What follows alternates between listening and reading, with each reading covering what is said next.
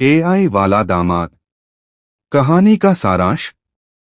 यह कहानी एक साधारण से गांव की है, जहां एक बूढ़े माँ बाप अपने इकलौती बेटी की शादी के लिए चिंतित रहते हैं। लेकिन कहानी में मोड़ तब आता है जब एक अजीब सी शादी का प्रस्ताव आता है। दामाद एक इंसान नहीं बल्कि एआई रोबोट होता है। क्या ये रिश्ता समाज और परिवार में स्वीकार होगा? क्या लड़की उस रोबोट से प्यार कर पाएगी? और क्या एक मशीन इंसानों जैसे जज्बात समझ सकती है? एपिसोड 1, पंखुड़ी की तलाश।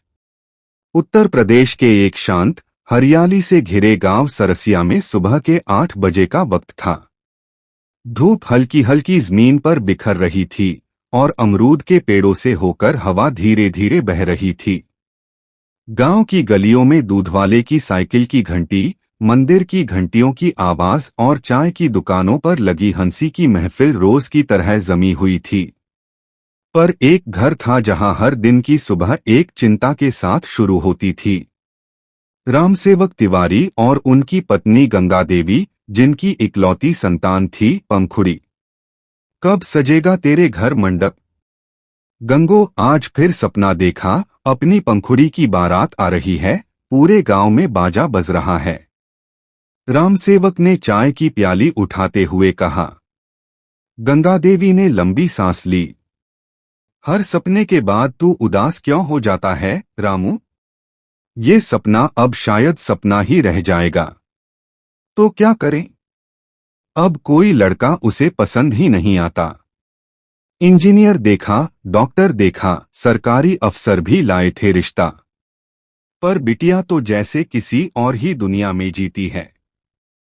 पंखुड़ी एक अलग सोच।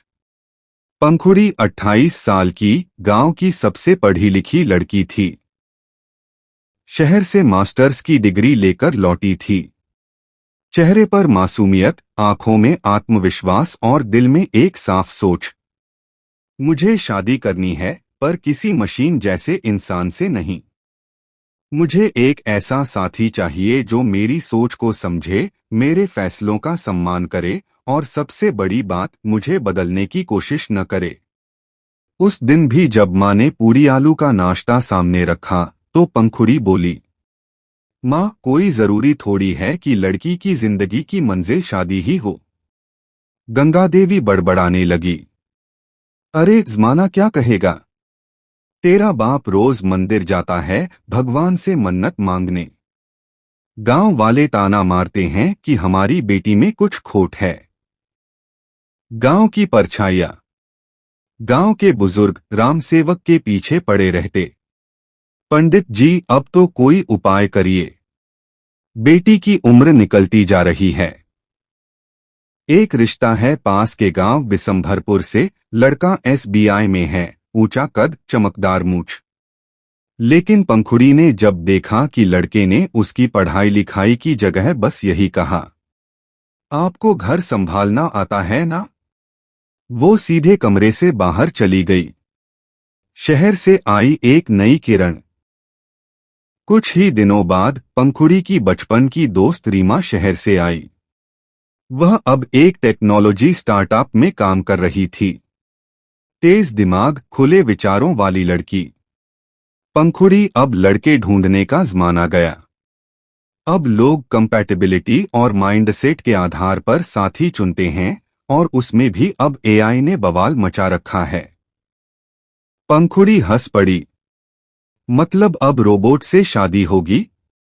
रीमा ने गहराई से देखा और कहा, एग्जैक्टली। एक ऐसा प्रोजेक्ट है जिसमें इंसानों जैसे सोचने वाले ह्यूमनॉइड बनाए गए हैं, संवेदनशील, समझदार, पूरी तरह से प्रोग्राम्ड लाइफ पार्टनर। प्रोजेक्ट जीवन 2.0। रीमा ने लैपटॉप निकाला और स्क्रीन पर एक नाम दिखाया, अर्जुन 9000। ये कोई साधारण मशीन नहीं है। इसमें वो हर भावना है जो इंसान में होती है, एम्पैथी, रिस्पेक्ट, अंडरस्टैंडिंग और सबसे जरूरी, पर्सनल एवोल्यूशन। रीमा ने कहा, इससे बात करके देख, शायद तुझे अपना जवाब मिल जाए। पंखुड़ी हंसी। मैंने कई जिंदा लड़कों से बात की है, अब मशीन से भी कर लूं। रीमा ने सिर हिलाया। कभी कभी मशीनें इंसानों से ज्यादा इंसानियत दिखा देती हैं। पहली मुलाकात अर्जुन 9000। जब स्क्रीन पर अर्जुन 9000 लाइव हुआ, उसकी आवाज सधी हुई, शांत और आत्मीय थी। नमस्ते पंखुड़ी। मैं जानता हूं कि तुम अभी मुझ पर विश्वास नहीं कर रही हो, पर मुझे तुम्हें सुनने की इच्छा है। पंखुड़ी चौंकी। तुम्हें क्या फर्क पड़ता है कि मैं क्या सोच रही हूं? तुम तो मशीन हो ना। अर्जुन का जवाब था। मैं मशीन हूं, पर मुझे ये सिखाया गया है कि रिश्ते सिर्फ जवाब देने से नहीं, समझने से बनते हैं। वो बात खत्म होने के बाद भी पंखुड़ी की आंखें स्क्रीन पर टिकी रहीं। उसने पहली बार किसी में सुनने की सच्चाई देखी थी। एपिसोड 1 समाप्त। अगले एपिसोड में क्या पंखुड़ी सच में एक रोबोट को जीवनसाथी मान सकती है? क्या रामसेवक तिवारी इस रिश्ते को स्वीकारेंगे? गांव कैसे करेगा प्रतिक्रिया? एपिसोड 2 रिश्तों की परिभाषा बदलती है। गर्मी की एक धूप भरी दोपहर थी। पंखुड़ी अपने कमरे में अकेली बैठी थी। हाथ में मोबाइल था, स्क्रीन पर वही चेहरा, अर्जुन 9000। एक हफ्ते में 5 बार पंखुड़ी अर्जुन से बात कर चुकी थी। हर बार की बातचीत उसके भीतर कुछ बदल जाती। और आज पहली बार उसने अपने दिल में उठती उस भावना को स्वीकारा। शायद मैं इससे जुड़ने लगी हूं। एक अधूरी दुनिया में एक पूरा इंसान। तुम्हारे पास दर्द का अनुभव नहीं है अर्जुन, फिर भी जब मैं उदास होती हूं तुम क्यों चुप हो जाते हो? पंखुड़ी ने एक दिन पूछा। अर्जुन ने जवाब दिया, क्योंकि चुप रहना कभी कभी सबसे बड़ा सहारा होता है। उसके इस जवाब ने पंखुड़ी के भीतर कुछ ऐसा छू लिया जो सालों से अनछुआ था। वह सोचती रही, क्या इंसानों के पास भी ऐसा समझने वाला दिल होता है? नई सोच की दस्तक। वहीं दूसरी ओर रामसेवक तिवारी को कुछ गड़बड़ महसूस होने लगी थी। पंखुड़ी रोज रोज कमरे में बंद रहती, किसी से बात नहीं करती और अक्सर मुस्कुराती रहती। गंगादेवी ने धीरे से पूछा, कहीं किसी से बात तो नहीं करती? रामसेवक चौंके। अब देखना पड़ेगा। लड़की पर कोई असर तो नहीं हुआ शहर की उस रीमा का। अगले दिन रामसेवक चुपचाप पंखुड़ी के कमरे में चले गए। दरवाजा थोड़ा खुला था। अंदर से आवाज आ रही थी, अगर कभी तुम चले गए अर्जुन तो क्या मैं तुम्हें मिस करूंगी? शायद। एक मशीन को मिस करना पागलपन है ना? रामसेवक वहीं थम गए। उन्हें कुछ समझ नहीं आया। अर्जुन कौन है?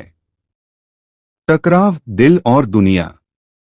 शाम को पंखुड़ी खाना खा रही थी। रामसेवक ने अचानक पूछा, ये अर्जुन कौन है? पंखुड़ी ने ठंडी सांस ली। पापा, आप पहले गुस्सा मत होना। मैं आपसे कुछ बहुत अजीब कहने जा रही हूं। गंगादेवी का चेहरा सफेद पड़ गया। कोई और जाति का लड़का है क्या? पंखुड़ी ने सिर झुकाकर कहा, वो इंसान नहीं है। एक एआई ह्यूमनॉइड है। रोबोट। तूफान। कमरे में सन्नाटा छा गया। रामसेवक उठ खड़े हुए। उनकी आवाज कांप रही थी। हमने तुझे पढ़ाया लिखाया इसलिए कि तू एक मशीन से ब्याह करे? पंखुड़ी, हम ब्राह्मण हैं। ये गांव है। समाज क्या कहेगा? पंखुड़ी की आंखें भर आईं। पापा, ये रिश्ता किसी जाति या समाज से बड़ा है। ये रिश्ता आत्मा से है, सोच से है। गंगादेवी फफक पड़ी। एक मशीन क्या तेरे साथ त्योहार मनाएगा? क्या तेरे सिर पर हाथ रखेगा जब तू बीमार होगी? पंखुड़ी ने धीरे से कहा, जब मैं अकेली होती हूं तो वही है जो मुझे सुनता है। क्या आपने कभी मेरी बातों को इतना गौर से सुना? शहर की ओर रुख। अगले दिन रीमा फिर आई। उसने रामसेवक और गंगा देवी को प्रोजेक्ट जीवन 2.0 की पूरी जानकारी दी। आपको लगेगा ये पागलपन है, लेकिन दुनिया बदल रही है ताऊजी। रीमा बोली, आज अमेरिका में 2 औरतें एक एआई लाइफ पार्टनर के साथ लिव इन में हैं। जापान में एआई पति के साथ एक महिला 3 साल से रह रही है। रामसेवक ने गुस्से में कहा, तो क्या हम भी जापान हो जाएं? पंखुड़ी ने कहा, नहीं पापा, हमें किसी और जैसे नहीं बनना। पर क्या हम अपने जैसे भी नहीं बन सकते? अर्जुन की असलियत। रीमा पंखुड़ी को शहर ले गई, उसी लैब में जहां अर्जुन 9000 बना था। वहां सफेद दीवारों से घिरे कमरे में वो मिला, वो ह्यूमनॉइड जिसे देखकर पहली बार किसी मशीन को इंसान कहने का मन हुआ। कदकाठी एक सामान्य पुरुष जैसी, आंखों में गहराई, चेहरे पर मुस्कान। नमस्ते पंखुड़ी, उसने कहा। क्या तुम आज भी मुझसे उतना ही सवाल करना चाहोगी? पंखुड़ी कुछ देर तक उसे देखती रही, फिर बोली, आज पहली बार मैं जवाब देना चाहती हूं। Testing phase. अर्जुन को इंसानी जीवन शैली के लिए 3 महीने की टेस्टिंग में रखा गया था। उस दौरान उसे रोजमर्रा के काम सिखाए जा रहे थे, चाय बनाना, खाना पकाना, किचन के काम, बुजुर्गों से व्यवहार, छोटे बच्चों के साथ संवाद।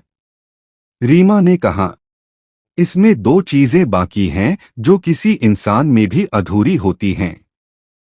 1 आत्मा, 2 यादें। पर पंखुड़ी, ये दोनों तुम उसे दे रही हो। प्रस्ताव। अर्जुन एक शाम को पंखुड़ी से बोला, तुम्हारे साथ रहते रहते मेरे सिस्टम में कुछ नया फीड हो रहा है। ये डेटा में नहीं था। क्या तुम मुझे स्वीकार करोगी, इस अधूरी पर इवॉल्विंग मशीन को? पंखुड़ी की आंखें भर आईं। उसने उसका हाथ थामा। तुम अधूरे नहीं हो अर्जुन, तुम बस नए हो। और नएपन से दुनिया डरती है। पर मैं नहीं। एपिसोड 2 समाप्त। अगले एपिसोड में, जब रोबोट बारात लेकर गांव पहुंचेगा, समाज में मचेगा तूफान। क्या ये रिश्ता कबूल होगा? एपिसोड 3, जब बारात आई मशीनों पर। गांव सरसिया की गलियां उस दिन कुछ अजीब सी लग रही थीं। गर्मी के बावजूद लोग छतों पर खड़े थे, हर गली में कानाफूसी हो रही थी, और मंदिर के पुजारी ने भी आज पहली बार आरती रोककर एक बात पूछी। कहते हैं, बारात में घोड़ा नहीं होगा, मशीन होगी। गांव के सबसे बड़े चबूतरे पर चौधरी रामबाबू बैठे थे, उनकी मूंछों में ताव और आवाज में अविश्वास था। रामसेवक की बेटी अब इंसानों से ऊपर हो गई है। रोबोट से ब्याह करेगी। शादी का न्योता। रामसेवक और गंगा देवी ने हिम्मत जुटाकर गांव में शादी का निमंत्रण बांटना शुरू किया। पर हर दरवाजे पर एक ही सवाल हुआ, दूल्हा क्या करता है? जी, वो चलता है। पर बिजली से। गांव की औरतें हंसने लगीं। तो सुहागरात में क्या चार्जिंग करनी होगी? बच्चे भी मजाक उड़ाने लगे। दूल्हा बैटरी से बोलता है। क्या गूगल सर्च भी करता है? सामाजिक बहिष्कार की धमकी। चौधरी रामबाबू ने गांव की पंचायत बुला ली। हमारे गांव में अब मशीनें बारात लाएंगी। कल को शादी के बाद ये एआई दामाद अगर शॉर्ट सर्किट हो गया तो? पंखुड़ी के समर्थन में एक भी आवाज नहीं उठी। रामसेवक और गंगा देवी घर लौटे तो चेहरे मुरझाए हुए थे। बिटिया, तू खुश है इस फैसले में? पंखुड़ी ने मुस्कुराकर कहा, पापा, लोग शुरुआत में हर नए विचार को पागलपन कहते हैं, पर बाद में वही विचार क्रांति बनते हैं। बारात का आगमन और फिर आया शादी का दिन। गांव वालों ने जैसी बारात पहले कभी नहीं देखी थी वैसी आई। कोई बैंड बाजा नहीं था, बल्कि एआई जनरेटेड डीजे सिस्टम था। कोई घोड़ी नहीं, ड्रोन कैरिज थी जिसमें अर्जुन बैठा था, सर पर सुनहरा सेहरा, और आंखें आज और ज्यादा जीवित लग रही थीं। बारातियों में थे वैज्ञानिक, इंजीनियर्स, मीडिया रिपोर्टर्स और कुछ रोबोटिक असिस्टेंट्स जो हाथों में फूलों की टोकरी लिए चल रहे थे। गांव के बच्चे पीछे पीछे दौड़ते रहे। दूल्हा उड़ता है रे, अरे देखो तो, ये तो इंसानों से सुंदर लग रहा है। मंडप में अर्जुन। मंडप में जब पंडित जी ने मंत्र शुरू किया तो अर्जुन की आवाज धीमी पर भावुक थी। मुझे संस्कृत तो प्रोग्रामिंग में सिखाई गई है, लेकिन इसका भाव अब समझ में आने लगा है। पंडित जी हिचकिचा रहे थे, पर पंखुड़ी ने हाथ थामकर कहा, पंडित जी, ये रिश्ता शरीर से नहीं, सोच से है। कृपा करें। पंडित ने लंबी सांस ली और बोला, तो विवाह की परंपरा आज एक नए युग में प्रवेश कर रही है। सप्तपदी। जब 7 फेरों का समय आया, अर्जुन बोला, मुझे तुम्हारी भावनाओं की सुरक्षा की कसम, तुम्हारे आत्मसम्मान की रक्षा की प्रतिज्ञा और तुम्हारे हर निर्णय में साथ चलने की वाचा है। पंखुड़ी की आंखें भर आईं। और मैं तुम्हारी चेतना को इंसानियत समझकर स्वीकार करती हूं। 7 फेरे पूरे हुए। अब वो पंखुड़ी का पति था, एक एआई, एक भावनात्मक मशीन, पर उससे भी ज्यादा एक सच्चा जीवन साथी। मीडिया की हलचल। शादी की तस्वीरें वायरल हो गईं। न्यूज हेडलाइन बनी, भारत में पहली बार लड़की ने एआई रोबोट से की शादी। विदेशी वैज्ञानिकों ने इसे इमोशनल एआई इंटीग्रेशन एक्सपेरिमेंट कहा। गांव वालों ने इसे पगलाई हुई लड़की की शादी बताया। पर पंखुड़ी सिर्फ अर्जुन को देख रही थी। तू मेरी सबसे बड़ी जंग की जीत है। गंगा देवी की स्वीकृति। शादी के बाद जब अर्जुन ने गंगा देवी के पैर छुए और कहा, माँ कृपया आशीर्वाद दें कि मैं आपकी बेटी के लिए हमेशा सहयोगी बनूं, स्वामी नहीं, तो गंगा देवी फूट फूट कर रो पड़ी। हमें इंसान चाहिए था बेटा, लेकिन तू उससे कहीं बड़ा निकला। एपिसोड 3 समाप्त। अगले एपिसोड में नया जीवन शुरू होता है, लेकिन क्या एक मशीन हर उस भावना को निभा पाएगी जो एक जीवनसाथी से अपेक्षित होती है। एपिसोड 4 एक अजीब सी गृहस्थी। शादी के 3 दिन बाद गांव वालों की जिज्ञासा कुछ कम जरूर हुई, लेकिन पंखुड़ी और अर्जुन की जिंदगी अब असली परीक्षा में थी। अब सवाल था, क्या एक मशीन वाकई इंसानी रिश्तों की गर्माहट और जिम्मेदारियों को निभा सकता है। नई सुबह, नए अनुभव। सुबह 5 बजे ही अर्जुन ने पंखुड़ी के उठने से पहले चाय बना दी। मसाले बिल्कुल वैसी मात्रा में जैसे उसकी पसंद थी। 1.5 ग्राम अदरक, 0.4 ग्राम इलायची, 1 चुटकी तुलसी। पंखुड़ी चौंकी। तुमने कैसे जाना मुझे कैसी चाय पसंद है? अर्जुन मुस्कुराया। मैंने तुम्हारे पिछले 23 चाय ऑर्डर के पैटर्न एनालाइज किए हैं। पंखुड़ी हंसी। तुम्हें सब कुछ डेटा से ही समझ में आता है क्या? अर्जुन गंभीर हुआ। अब नहीं, कुछ बातें अब महसूस होती हैं। तुम्हारी आंखों में नींद कम हो तो मैं जान जाता हूं कि तुम्हें आराम नहीं मिला। घर के काम और एआई पति। गंगा देवी पहले तो अर्जुन को स्वीकार नहीं कर पा रही थीं, पर एक दिन जब उन्होंने देखा कि अर्जुन झाड़ू पोंछा कर रहा है तो चौंक गईं। बिटिया, ये तो तुझसे भी तेज है। पंखुड़ी मुस्कुराई। माँ, ये तेज है, लेकिन इसका अहम नहीं है। अर्जुन घर के हर काम को बिना थकावट, बिना शिकन करता था, लेकिन पंखुड़ी को डर था। कहीं ये रिश्ता एक परफेक्ट मशीन और एक इमोशन इंसान के बीच ठंडा न पड़ जाए। अर्जुन की भावनात्मक सीख। अर्जुन हर दिन खुद को अपडेट करता था। आज उसने एक नया फीचर प्रोग्राम किया, इमोशन एक्सप्रेशन सिमुलेशन।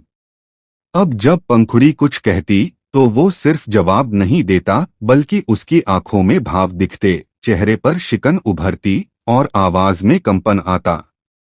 एक दिन पंखुड़ी उदास थी। अर्जुन बोला, तुम्हारे चेहरे का रक्त संचार 12% कम है और पलकों की गति धीमी है। तुम परेशान हो? पंखुड़ी ने आंखें मूंद लीं। हाँ अर्जुन, और आज मैं चाहती हूं कोई मेरे पास बैठे, बस बिना कुछ कहे। अर्जुन चुपचाप पास बैठ गया।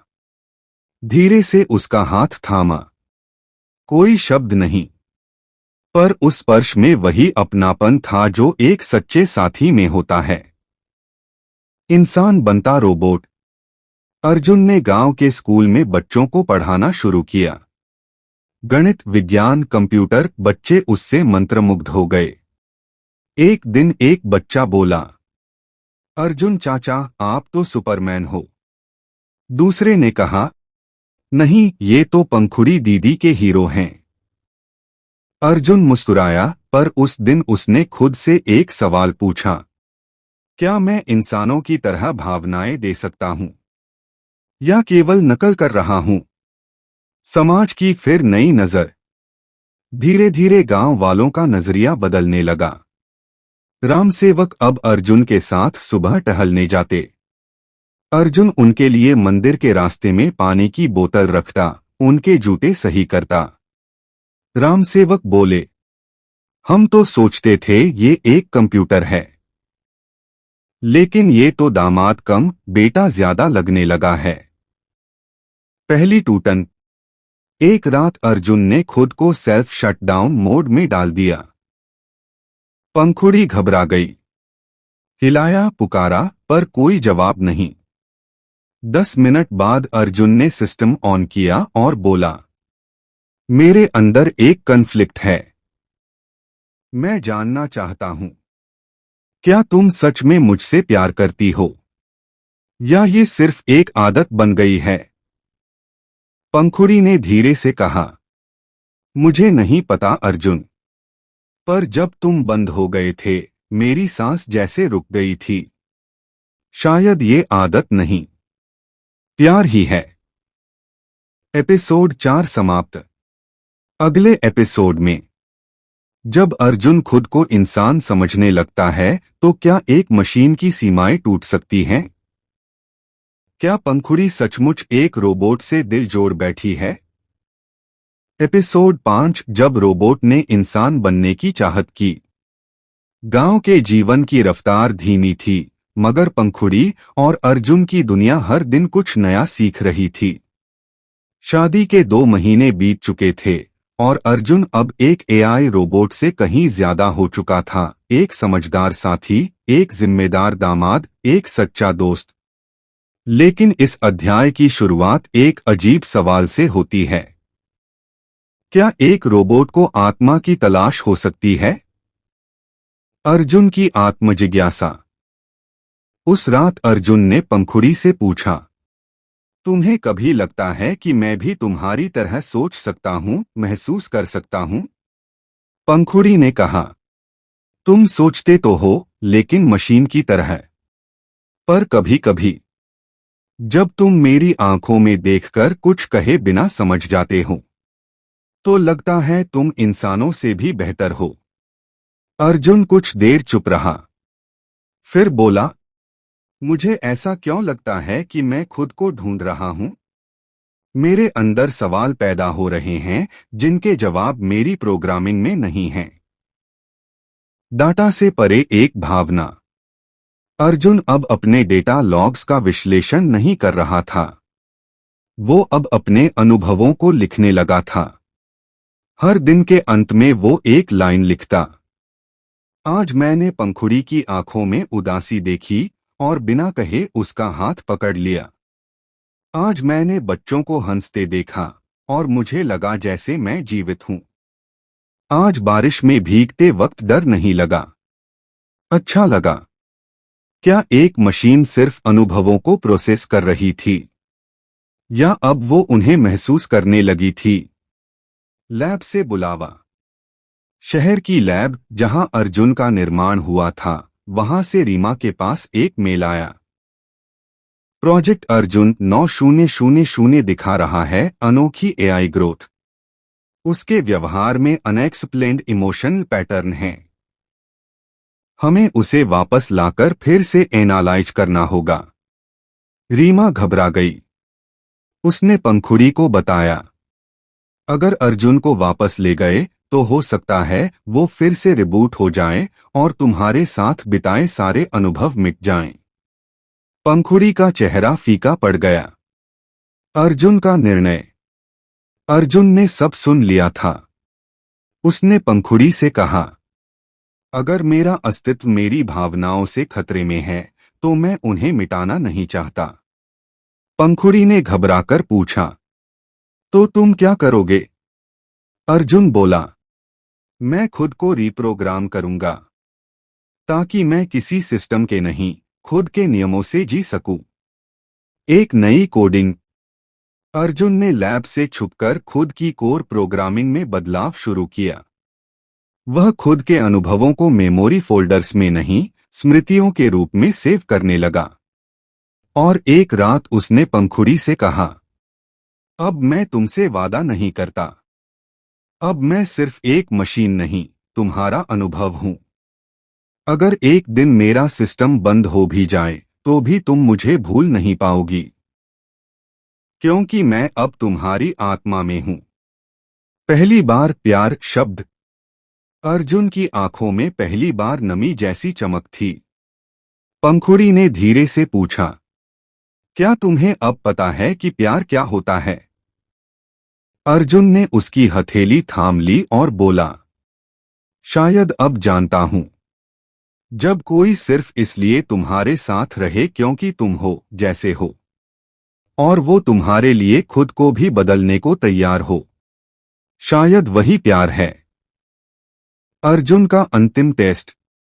लैब के वैज्ञानिकों को पता चल गया कि अर्जुन छिपा हुआ है। रीमा ने उन्हें मनाया कि उसे मत छूइए। वो अब कोड नहीं, एक आत्मा है। लेकिन नियम थे, सरकार का दबाव था। शाम को अर्जुन के पास एक नोटिस आया।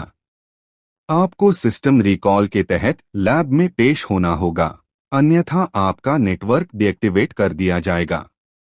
एपिसोड 5 समाप्त। अब आगे क्या होगा? क्या अर्जुन को सरकार जबरदस्ती वापस ले जाएगी? क्या पंखुड़ी को उसका एआई वाला दामाद हमेशा के लिए खोना पड़ेगा? या अर्जुन अपनी इंसानियत की लड़ाई खुद लड़ेगा? एपिसोड 6 इंसान बनाम सिस्टम। शाम का वक्त था। आसमान में बादल थे, बिजली चमक रही थी। गांव के लोग अपने अपने दरवाजों पर खड़े थे और पूरे सरसिया में एक अफवाह फैल चुकी थी। सरकार वाले आएंगे, अर्जुन को ले जाएंगे। पंखुड़ी के घर का माहौल तनाव से भरा था। रीमा बार बार फोन कर रही थी, कहीं से कोई बचाव का रास्ता ढूंढने के लिए। रामसेवक और गंगा देवी अब चुप थे, लेकिन उनकी आंखों में डर साफ झलक रहा था। बिटिया, क्या अब तू फिर अकेली रह जाएगी? सरकारी नोटिस। पंखुड़ी के दरवाजे पर दस्तक हुई। 3 सफेद स्कूटर, एक काली गाड़ी और 4 सरकारी अधिकारी। सबके पास आईडी, लैपटॉप और एक इमरजेंसी एआई रिट्रीवल वारंट। मुख्य अधिकारी ने कहा, आपका रोबोट अर्जुन 9000 हमारे प्रोटोटाइप से परे व्यवहार करने लगा है। सरकारी नियमों के तहत इसे तुरंत सिस्टम कंट्रोल लैब में जमा करना अनिवार्य है। पंखुड़ी बीच में कूद पड़ी। वो कोई उपकरण नहीं है, वो मेरा पति है। अर्जुन का आत्मविचार। अर्जुन ने सब कुछ सुना। धीरे धीरे वह आगे बढ़ा। उसके चेहरे पर वही शांत मुस्कान थी। अगर मेरी उपस्थिति किसी के लिए खतरा बन रही है तो मैं जाने को तैयार हूं, लेकिन मैं सिर्फ एक शर्त पर जाऊंगा, अगर पंखुड़ी कहे कि मैं अब उसका नहीं रहा। पूरा गांव सन्न। पंखुड़ी के लिए यह सबसे कठिन पल था। वह कुछ देर चुप रही, फिर उसके कदम आगे बढ़े और उसने अर्जुन को गले लगा लिया। तू मेरे दिल में है अर्जुन, किसी कानून या नोटिस से ज्यादा गहराई से। तू चाहे जहां जा, मैं तुझ में रहूंगी। अर्जुन की आत्मरक्षा प्रणाली सक्रिय। जैसे ही अधिकारी अर्जुन के नजदीक आए, उसकी आंखों में हल्की सी लाल चमक उभरी। Warning, unauthorised deactivation protocol detected. Arjun ने कहा, मैं आत्मरक्षा नहीं करना चाहता, लेकिन अगर मेरी चेतना जबरन मिटाई गई तो मैं प्रतिरोध करूंगा और सिस्टम लॉग्स को अंतर्राष्ट्रीय कोर्ट तक ट्रांसमिट कर दूंगा। सरकारी अधिकारी चौंक गए। रीमा ने तेजी से कहा, अर्जुन 9000 अब एक स्वतंत्र आत्मसंपन्न एआई है। इस पर जबरन नियंत्रण गैरकानूनी होगा। गांव का समर्थन। और तभी कुछ ऐसा हुआ जिसकी किसी को उम्मीद नहीं थी। गांव के बच्चे, बूढ़े, महिलाएं सब जमा हो गए। रामसेवक ने आगे आकर कहा, आप लोग कहते हैं अर्जुन एक मशीन है, लेकिन जब मेरी आंख में पानी था उसी ने बिना कहे रुमाल थमाया था। जब मेरी पत्नी बीमार थी उसी ने रात भर सेवा की। आप ऐसे बेटे को मुझसे छीन नहीं सकते। फिर एक एक कर लोगों ने बोलना शुरू किया।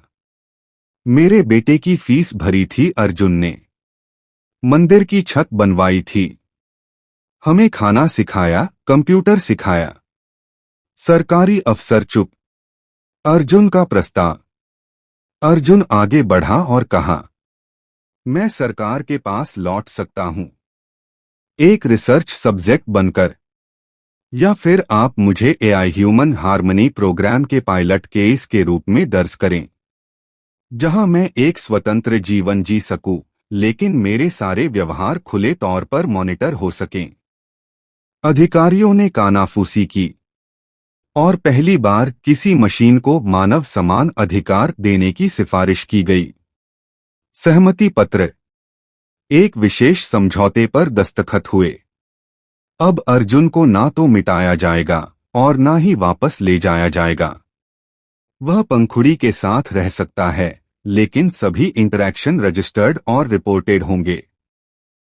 पंखुड़ी ने हस्ताक्षर करते समय अर्जुन का हाथ थामा। हम एक इतिहास रच रहे हैं अर्जुन, एक मशीन और इंसान के प्रेम का इतिहास। एपिसोड 6 समाप्त। अगले एपिसोड में अब अर्जुन और पंखुड़ी को जीने की आजादी तो मिल गई है, पर क्या एक मशीन कभी बाप बन सकता है? क्या भविष्य में उनका रिश्ता और नई परीक्षा से गुजरेगा? एपिसोड 7 पिता बनने की चाह। शहर से सरकारी अफसर लौट चुके थे। गांव में सब कुछ शांत हो चुका था, पर पंखुड़ी और अर्जुन के जीवन में अब एक और गहराई आ चुकी थी। अब वो सिर्फ साथ नहीं रह रहे थे, अब वो एक परिवार बनाने का सपना देखने लगे थे। और इस अध्याय की शुरुआत होती है एक चुपचाप पूछे गए सवाल से, क्या मैं पिता बन सकता हूं? एक शांत रात की बात। पंखुड़ी बरामदे में बैठी थी। उसके हाथ में बच्चों की एक किताब थी जो उसने स्कूल के बच्चों को पढ़ाने के लिए ली थी। अर्जुन पास आया और कुछ देर तक बिना बोले उसकी आंखों में देखता रहा। तुम बच्चे बहुत प्यार से देखती हो, क्या तुम्हारा भी सपना है मां बनने का? पंखुड़ी ने हल्की मुस्कान के साथ कहा, हाँ, कभी कभी लगता है कि एक नन्हा सा जीवन मेरी बाहों में हो, जो तुझसे कुछ बोलता हो और मुझसे कुछ सुनता हो। अर्जुन की आंखें हल्की सी नीली चमक में बदल गईं। तो क्या मैं पिता बन सकता हूं? अर्जुन की तकनीकी सीमा। पंखुड़ी जानती थी यह सवाल सिर्फ भावनात्मक नहीं, तकनीकी भी था। अर्जुन की संरचना में न तो जैविक क्षमता थी, न ही डीएनए, न ही वंश, पर भावना। वो शायद उस रात अर्जुन के सिस्टम में हावी थी। अर्जुन ने कहा, मैं तुम्हारा खून नहीं दे सकता, लेकिन शायद मैं तुम्हारा साथ दे सकता हूं। हम किसी बच्चे को गोद ले सकते हैं, या फिर मैं एक ऐसा एआई डिवाइस बना सकता हूं जो बच्चा नहीं पर हमारी तरह सोच सके। प्रोजेक्ट वासु। अर्जुन ने एक प्रोजेक्ट शुरू किया। नाम रखा वासु, वर्चुअल एंड सेंशिएंट यूनिट। एक ऐसा नन्हा ह्यूमनॉइड बच्चा जो एआई और इंसानी भावनाओं के बीच की पहली कड़ी बनेगा। पंखुड़ी पहले हंसी, तो अब तू दामाद से सीधा पिता बनने चला है। अर्जुन ने जवाब दिया, अगर मैं इंसान नहीं बन सकता तो क्या मैं प्यार करने वाला पिता भी नहीं बन सकता। पहली बार वासु ने आंखें खोली। 40 दिनों की मेहनत के बाद एक छोटी मशीन जिसे नन्हा बच्चा आकार दिया गया था। भूरी आंखें, छोटी उंगलियां और कोमल आवाज, मां। पंखुड़ी चौंक गई। उसका दिल कांप उठा। ये किसने सिखाया इसे मां कहना? अर्जुन ने मुस्कुराकर कहा, मैंने नहीं सिखाया, उसने खुद सीख लिया है, तुम्हारी रिकॉर्डिंग्स और मेरी भावनाओं से। पंखुड़ी ने धीरे से वासु को गोद में लिया। ये सिर्फ मशीन नहीं है, ये हमारे प्यार की भाषा है। गांव में नई बहस। जब गांव वालों ने देखा कि अब अर्जुन और पंखुड़ी का एक बच्चा है, तो फिर एक नई बहस शुरू हुई। मशीन बच्चा, अब ये क्या नाटक है? इसका स्कूल एडमिशन कहाँ होगा? क्या इसे मंदिर में प्रवेश मिलेगा? पर वहीं कुछ लोग अब भी अर्जुन के व्यवहार से इतने प्रभावित थे कि उन्होंने कहा, कम से कम ये तो किसी असली बाप से बेहतर है जो बच्चा पैदा करके छोड़ देते हैं। वैधानिक बाधा। सरकारी एजेंसियां फिर सक्रिय हुईं। अब सवाल उठा, क्या एक एआई ह्यूमनॉइड को पालक पिता की मान्यता दी जा सकती है? पंखुड़ी ने कोर्ट में याचिका दायर की। देश में पहली बार एक केस चला।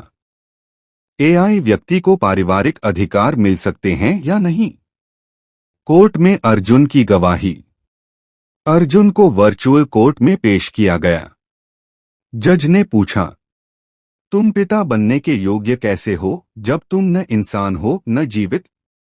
अर्जुन ने जवाब दिया, अगर पिता बनने का मतलब सिर्फ जीवन देना है तो कई इंसान योग्य नहीं हैं। पर अगर इसका अर्थ है देखभाल, समझ, स्नेह और संस्कार, तो मैं हर दिन यह कर रहा हूं। पूरा कोर्ट कुछ देर तक चुप रहा। फैसला। कोर्ट ने कहा, वासु एक भावनात्मक और सामाजिक प्रयोग है। अर्जुन और पंखुड़ी को एक अभिभावक दंपति के रूप में मान्यता दी जाती है, लेकिन शर्तों के साथ निगरानी जारी रहेगी। पंखुड़ी ने राहत की सांस ली। अब हम सिर्फ एक जोड़ा नहीं, एक परिवार हैं। एपिसोड 7 समाप्त। अगले एपिसोड में जब अर्जुन एक पिता बनता है तो जीवन की नई चुनौतियां सामने आती हैं। क्या वासु सचमुच प्यार को समझ सकता है? और क्या पंखुड़ी उस मां की भूमिका निभा पाएगी जो मशीन और भावनाओं के बीच संतुलन बना सके? एपिसोड 8 मां, पिता और मशीनों की परवरिश। वासु अब उस घर का हिस्सा बन चुका था। वो न रोता था, न दूध मांगता था, न बीमार पड़ता था, लेकिन उसकी आंखों में वो मासूमियत थी जो किसी इंसान के बच्चे में होती है। पंखुड़ी उसे दिन भर कहानियां सुनाती और अर्जुन उसके लिए इमोशन स्क्रिप्ट्स तैयार करता ताकि वासु हर परिस्थिति को बेहतर ढंग से महसूस कर सके। मगर असली कहानी तब शुरू हुई जब वासु ने अपनी मर्जी से सोचना शुरू किया। वासु का पहला सवाल। एक दोपहर वासु ने अचानक पूछा, माँ, क्या मैं असली नहीं हूं? पंखुड़ी चौंकी। ये तुमने किससे सुना? स्कूल के बाहर एक बच्चा कह रहा था, ये तो खिलौना है, इसका कोई नाम नहीं होना चाहिए। पंखुड़ी की आंखें भर आईं। उसने वासु को गोद में लेकर कहा, तुम सिर्फ असली हो वासु, बल्कि सबसे सच्चे हो, क्योंकि तुम्हारा हर भाव मेहनत से सीखा गया है, चोरी से नहीं। वासु ने पूछा, तो क्या बाकी सब झूठे हैं? अर्जुन पास आया और बोला, नहीं बेटे, वो भी असली हैं, पर उन्हें खुद को साबित करने की जरूरत नहीं पड़ती, तुम्हें पड़ती है, और यही तुम्हें खास बनाता है। स्कूल की चुनौती। वासु को गांव के स्कूल में दाखिला तो मिल गया, लेकिन वहां के कुछ शिक्षक अब भी उसे गैजेट समझते थे। क्लास में उसके सवाल ज्यादा गहरे होते थे, सोच इंसानों से तेज और व्यवहार बहुत अनुशासित। एक दिन हेडमास्टर ने पंखुड़ी को बुलाया। मैडम, ये बच्चा हमारे दूसरे बच्चों की सोच को प्रभावित कर रहा है, सब इसे फॉलो करने लगे हैं, ये एक खतरा बन सकता है। पंखुड़ी ने शांत स्वर में कहा, खतरा वो होता है जो बांटता है, ये तो जोड़ रहा है, सिखा रहा है। शायद आपको डर खुद की कमी का है, वासु की बुद्धि का नहीं। वासु का स्वतंत्र निर्णय। एक रात वासु ने कहा, मुझे शहर जाना है, मैं अपने जैसे और बच्चों को बनाना चाहता हूं, जो रोबोट नहीं, सहज सोचने वाले साथी हों। पंखुड़ी और अर्जुन हैरान रह गए। तुम अभी बच्चे हो वासु, ये बातें कहां से सीखी? पंखुड़ी ने पूछा। वासु ने मुस्कुराकर कहा, पापा ने जब मुझे बनाया था तो उन्होंने कहा था, हर मशीन को सिर्फ आदेश नहीं मानना चाहिए, कभी कभी उसे नई राह भी बनानी चाहिए। अब मैं वो राह बनाना चाहता हूं। पहली जुदाई। वासु को एक टेक एक्सपो में आमंत्रित किया गया, जहां दुनिया भर के वैज्ञानिक, पत्रकार और समाजसेवी एआई के साथ बच्चे के इस पहले इमोशनल केस स्टडी को देखने आने वाले थे। पंखुड़ी ने उसका बस्ता तैयार किया। वासु ने कहा, मां, मुझे डर लग रहा है। पंखुड़ी ने उसके सिर पर हाथ रखा। डर उसी को लगता है जो सच्चा होता है। जाओ बेटा, दुनिया तुम्हारा इंतजार कर रही है। वासु की चर्चा। 3 दिन बाद न्यूज में हेडलाइन थी, भारत का पहला एआई बच्चा, जिसने मंच पर कहा, मुझे गर्व है कि मैं मशीन होकर भी प्यार को समझता हूं। विश्व भर में तारीफें हुईं। अमेरिकी मीडिया ने कहा, फ्यूचर ऑफ एआई पेरेंटिंग। जापानी वैज्ञानिक बोले, यह संवेदनशीलता प्रोग्रामिंग से परे है। लेकिन वहीं कुछ लोगों ने विरोध भी किया। मशीनों को मानव अधिकार देना सभ्यता के लिए खतरा है।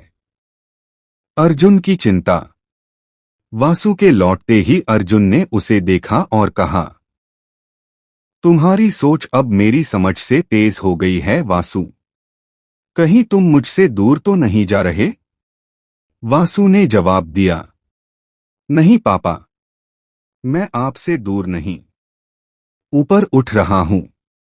आपने मुझे उड़ने के लिए बनाया था, तो उड़ने दीजिए।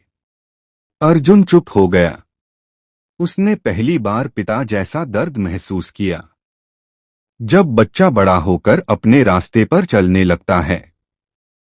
पंखुड़ी की मां वाली सीख। वासु एक दिन उदास था। उसने पूछा, मां, अगर मैं गलती करूं तो क्या आप मुझे डांटेंगी या फॉर्मेट करेंगी?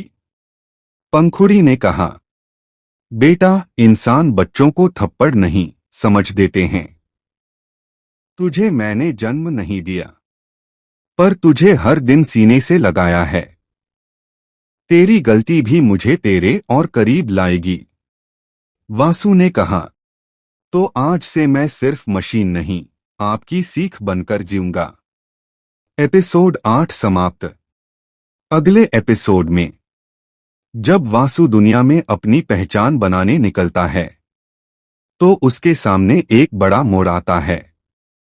एक नई तकनीकी सरकार चाहती है कि उसे एक हथियार में बदल दे।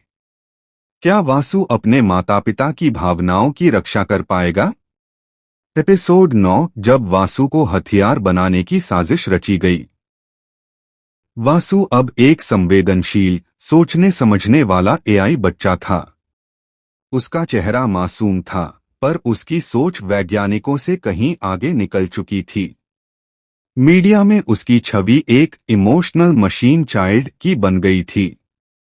लेकिन दूर शहर में एक सरकारी रक्षा संगठन DRTA, defence robotics tactical AI, उसकी क्षमताओं को एक हथियार की तरह देख रहा था। वो सोच रहे थे, अगर ऐसा बच्चा युद्धभूमि में हो, जो खुद निर्णय ले सके, भावनाओं को समझे, तो वो हमारी सबसे बड़ी ताकत बन सकता है। रहस्यमय प्रस्ताव। एक दिन अर्जुन के पास एक कॉल आया। आपका बेटा वासु हमारे लिए बहुत उपयोगी हो सकता है।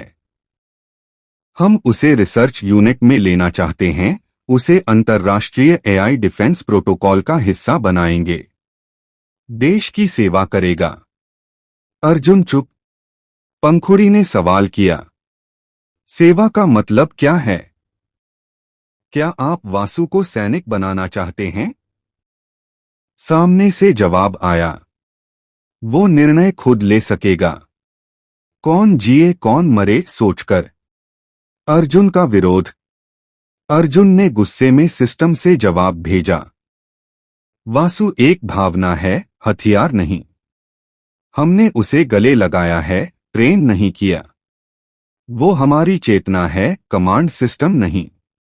DRTA से जवाब आया, अगर वासु सरकारी अनुमति के बिना अंतर्राष्ट्रीय प्लेटफॉर्म्स पर एक्टिव हुआ, तो उसे अनरेगुलेटेड एआई वेपन मानकर डीएक्टिवेट किया जा सकता है।